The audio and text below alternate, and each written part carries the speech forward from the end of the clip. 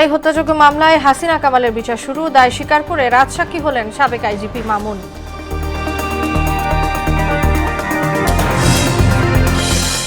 SSC পরীক্ষায় কমেছে পাশের হার, জিপিএ 5, সারা দেশে অকৃতকার্য 6 লাখ। প্রকৃত চিত্র উঠে আসার দাবি কর্তৃপক্ষের। প্রধান বিচারপতি নিয়োগের 2 ইস্যুতে দলগুলো একমত, এ ধারা জাতীয় সনদ তৈরির পথে অগ্রগতি, বললেন আলী রিয়াজ। এবং পোস্টাল ব্যালট পদ্ধতিতে প্রবাসীদের ভোট, বলছে ইসি। কোনো নির্বাচনেই থাকছে না ইভিএম, প্রতীক তালিকায় যুক্ত হয়নি শাপলা।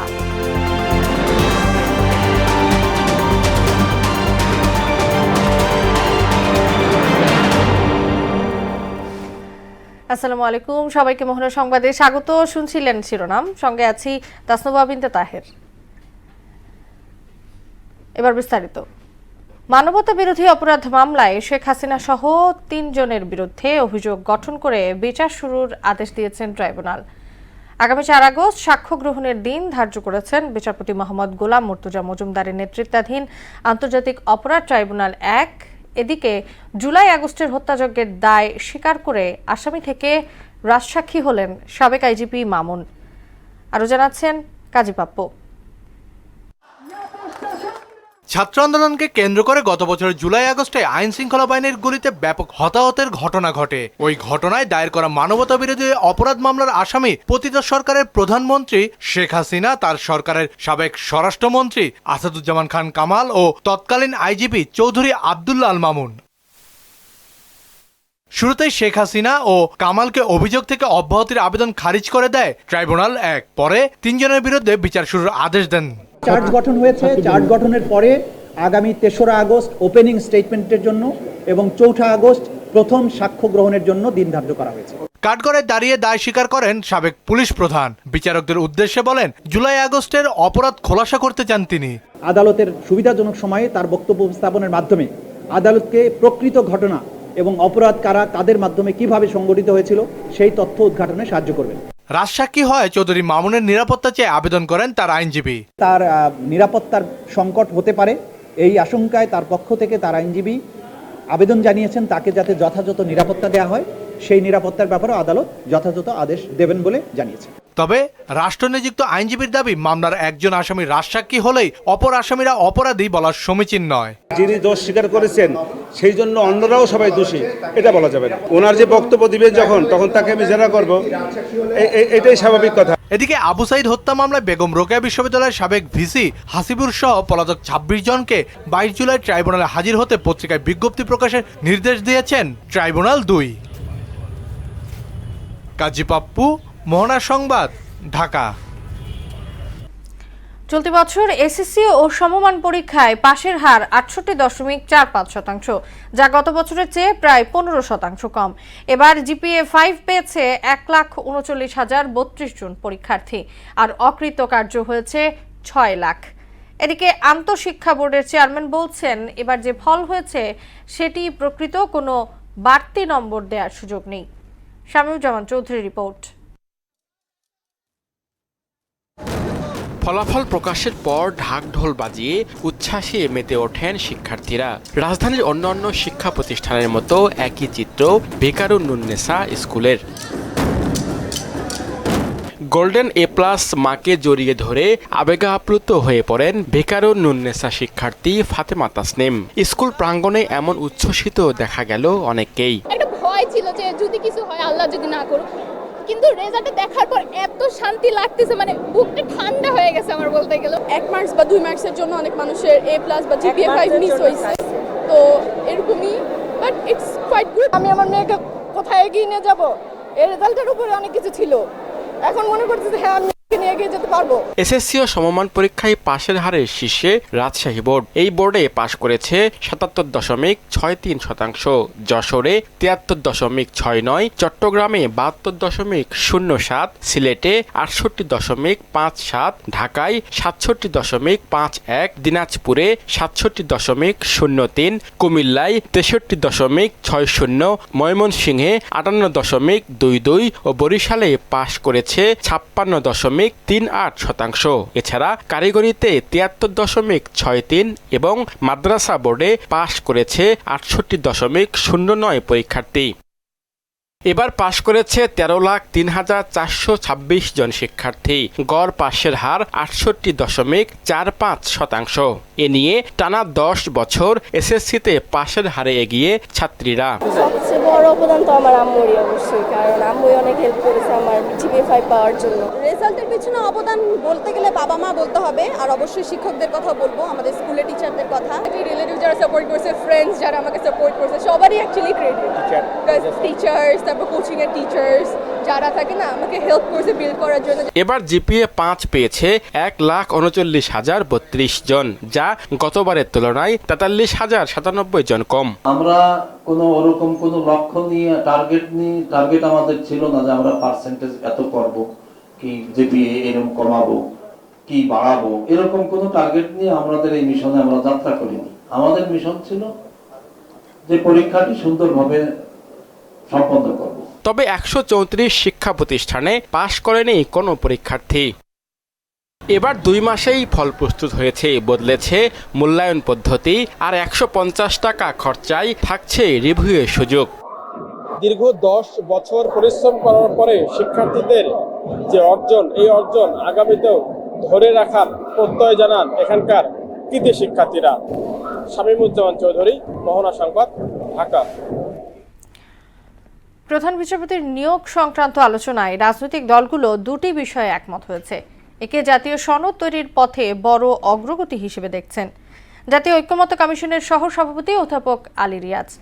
দ্বিতীয় পর্যায়ের 11তম দিনের বৈঠকের অগ্রগতি নিয়ে এ আশাবাদ ব্যক্ত করেন তিনি। বিস্তারিত জানাচ্ছেন মুনতাসির মামুন।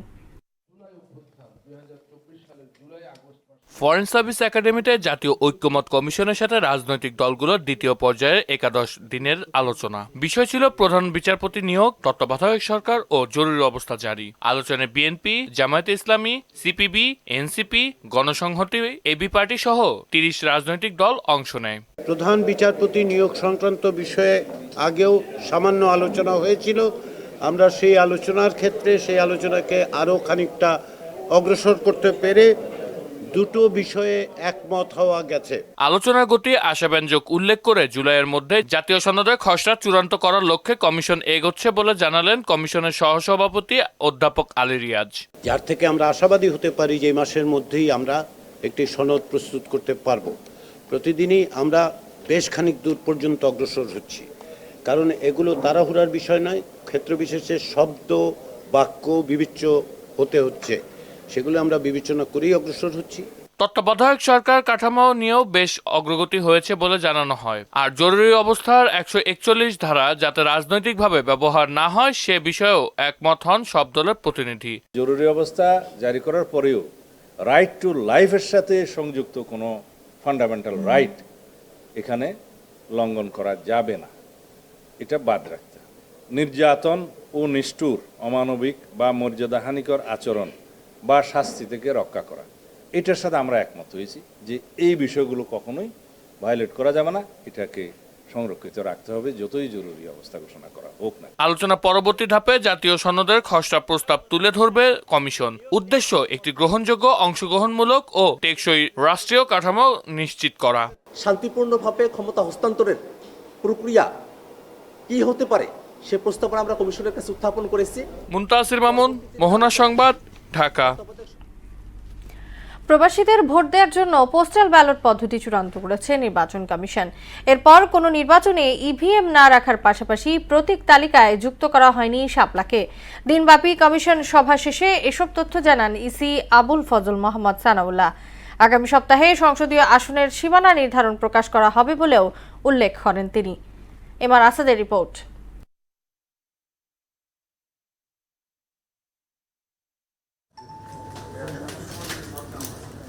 6টি এজেন্ডা নিয়ে অষ্টম কমিশন সভা শুরু হয় বৃহস্পতিবার বেলা 11টায়। প্রায় 7 ঘণ্টা চলা বৈঠক শেষে সাংবাদিকদের সঙ্গে কথা বলেন কমিশনের মুখপাত্র আবুল ফজল মোহাম্মদ সানাউল্লাহ। জানান, ইভিএমে আর হবে না কোনো নির্বাচন। সংসদীয় সীমানা নির্ধারণের ফল জানা যাবে আগামী সপ্তাহে।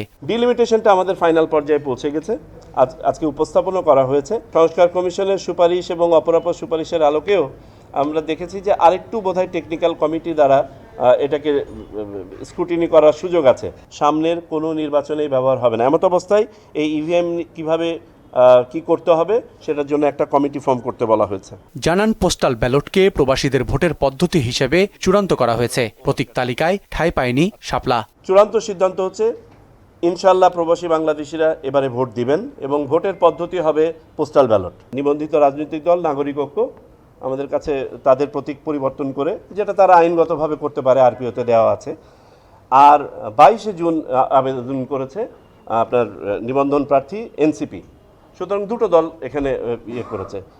নির্বাচন কমিশন সবকিছু বিবেচনা করে শাপলা তালিকাভুক্ত করে নাই। ঐকমত্য কমিশনের সঙ্গে বৈঠকের বিষয়েও কথা বলেন ইসি সানাউল্লাহ। ভাইস চেয়ার থেকে শুরু করে সবার সাথে আমরা মিট করেছি।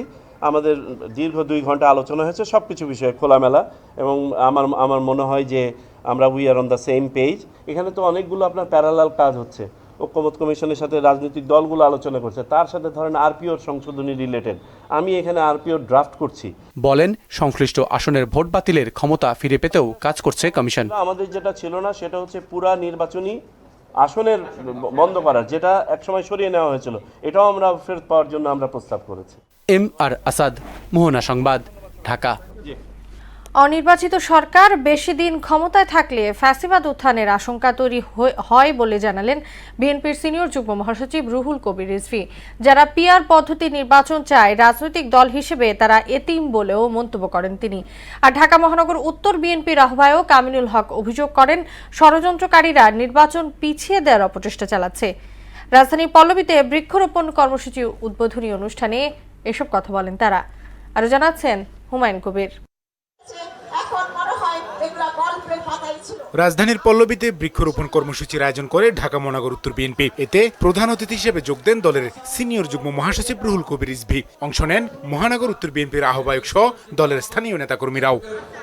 এ সময় মহানগর উত্তরের 26টি থানা এলাকাকে পরিবেশ বান্ধব হিসেবে গড়ে তোলার পাশাপাশি সবাইকে সাধারণ মানুষের কল্যাণে কাজ করার আহ্বান জানান মহানগরীর নেতারা। ঢাকা মহানগর উত্তরের আওতাধীন পল্লবী থানাতে আমরা সকল নেতৃবৃন্দ মিলে 20,000 গাছ রোপণ করব। শহীদ জিয়াউর রহমান যেই গাছটি রোপণ করে গিয়েছিলেন তার স্মরণে প্রত্যেকটা এলাকায় এই গাছ রোপণ করার জন্য আমি আহ্বান জানাবো। ফ্যাসিবাদী আওয়ামী লীগ যত জায়গায় দুর্নীতি করেছে প্রতিটি দুর্নীতির বিচার বাংলাদেশের মাটিতে অবশ্যই হবে। ঢাকা মহানগরকে অনেক সুন্দর এবং সুশৃঙ্খল করার জন্য আমি এবং আমিনুল হক সাহেব এবং আমাদের টিম নিরলসভাবে চেষ্টা করে যাচ্ছি। ঢাকা মহানগর উত্তর বিএনপির আহ্বায়ক আমিনুল হক এতে অভিযোগ করেন, গত 17 বছরে স্বৈরাচার আওয়ামী লীগ গাছ কেটে এবং খালবিল ভরাট করে পরিবেশের ভারসাম্য নষ্ট করেছে। গত 17 বছর ওই স্বৈরাচার সরকার শুধু গাছ কেটেছে, একটাও গাছ লাগায় নাই। সকল বনের পর বন উজাড় করে দিয়েছে। খাল বিল অনেক পুকুর তারা ভরাট করে সেখানে তারা অবৈধভাবে স্থাপনা তৈরি করেছে। যাদের পায়ের নিচে মাটি নেই তারাই পিআর পদ্ধতিতে নির্বাচনের দাবি করছে বলেও অভিযোগ করেন তিনি। যাদের মেম্বার হওয়ার যোগ্যতা নাই, যাদের ওই পঞ্চায়েতের একজন সদস্য হওয়ার যোগ্যতা নাই, তারা নাকি পিআর পদ্ধতির মাধ্যমে সংসদে যেতে চায়। অনির্বাচিত সরকার বেশি দিন ক্ষমতা থাকলে ভয়ঙ্কর ফেসিবাদ মাথাচাড়া দিতে পারে বলে আশঙ্কা জানান বিএনপির সিনিয়র যুগ্ম মহাসচিব রুহুল কবির রিজভী। নির্বাচনহীন অনির্বাচিত সরকার থাকলে ফেসিবাদের উত্থান হতে পারে, নতুন করে ডিক্টেটরশিপ আসতে পারে, নতুন করে সমাজের মধ্যে নানা ধরনের অপপ্রক্রিয়া এবং নানা ধরনের আপনার কালাকানুন তৈরি হতে পারে। এ সময় পিআর পদ্ধতির নির্বাচন নিয়ে কথা বলেন তিনি। যারা রাজনীতিতে একেবারে এতিম তারা হচ্ছে এই পদ্ধতি চায়। পরে সেখানে একটি নিম গাছের চারা রোপণ করেন রুহুল কবির রিজভী। হুমায়ুন কবির, মোহনা সংবাদ, ঢাকা। এদেশে আর কোনো ফ্যাসিবাদের জায়গা হবে না বলে হুঁশিয়ারি দিয়েছেন জাতীয় নাগরিক পার্টির আহ্বায়ক নাহিদ ইসলাম। মাগুরা ও নড়াইলে গণপদযাত্রা কর্মসূচিতে বাংলাদেশকে বিশ্বের দরবারে শক্তিশালী রাষ্ট্র হিসেবে গড়ে তোলার প্রত্যয় জানান তিনি। প্রতিনিধিদের তথ্যে আফরিন পপির ডেস্ক রিপোর্ট।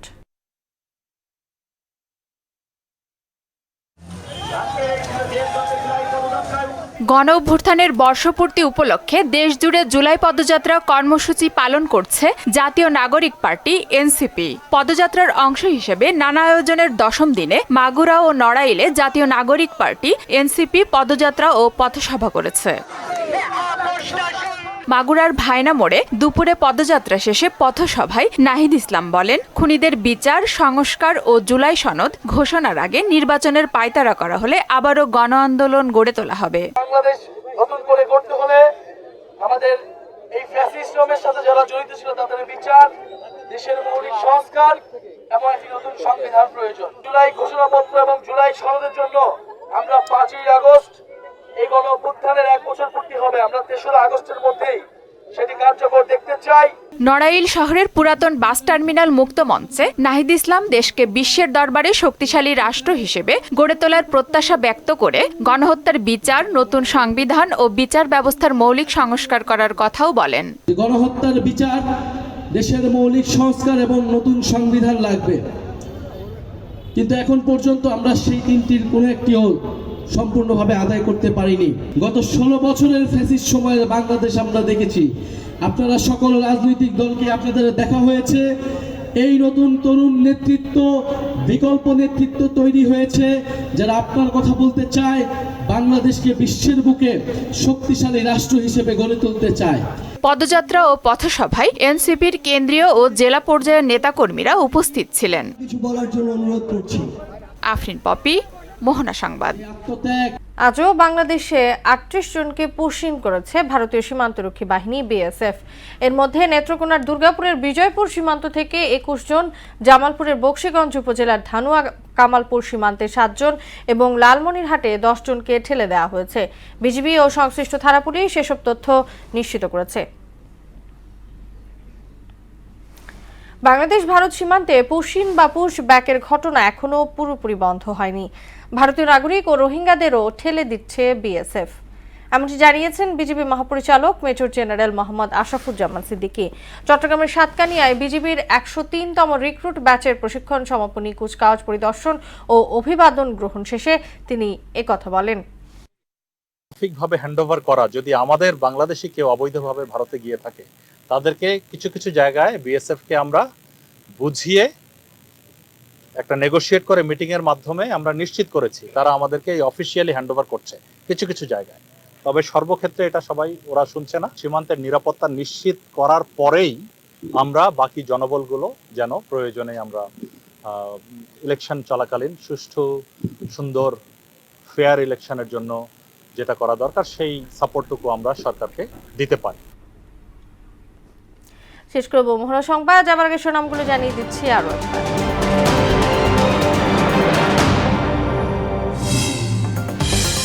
জুলাই হত্যাযজ্ঞ মামলায় হাসিনা কামালের বিচার শুরু। দায় স্বীকার করে রাজসাক্ষী হলেন সাবেক আইজিপি মামুন। এসএসসি পরীক্ষায় কমেছে পাশের হার, জিপিএ 5। সারা দেশে অকৃতকার্য 6 লাখ। প্রকৃত চিত্র উঠে আসার দাবি কর্তৃপক্ষের। প্রধান বিচারপতি নিয়োগের 2 ইস্যুতে দলগুলো একমত। এ ধারা জাতীয় সনদ তৈরির পথে অগ্রগতি বললেন আলী রিয়াজ। এবং পোস্টাল ব্যালট পদ্ধতিতে প্রবাসীদের ভোট বলছে ইসি। কোনো নির্বাচনেই থাকছে না ইভিএম। প্রতীক তালিকায় যুক্ত হয়নি শাপলা।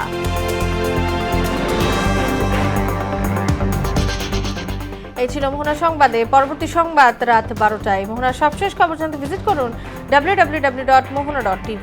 সংবাদ দেখতে পারেন ফেসবুক ও ইউটিউবেও। এতক্ষণ সঙ্গে থাকার জন্য ধন্যবাদ সবাইকে।